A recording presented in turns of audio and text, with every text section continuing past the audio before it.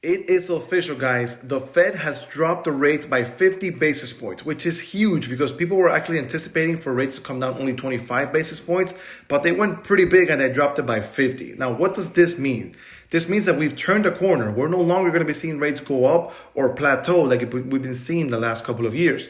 We're going to start seeing rates coming down.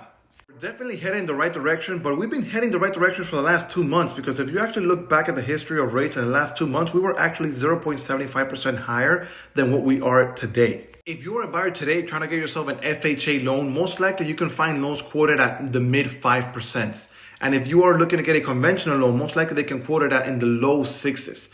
If you are an active buyer that's already been pre-approved, I highly recommend you speak to your lender and your agent. See if they can look at your loan and your pre-approval again. Maybe they can get you a better rate and better terms today. And if you are a buyer that stopped looking because you've been priced out of the market, I highly recommend you give your lender and agent a call. Maybe they can run your numbers again to show you how much purchasing power you've gained from these rates coming down. But if you have any further questions, don't hesitate to reach out. My name is Bryan Roach, your real estate agent here in Miami, Florida, and I'll see you next time.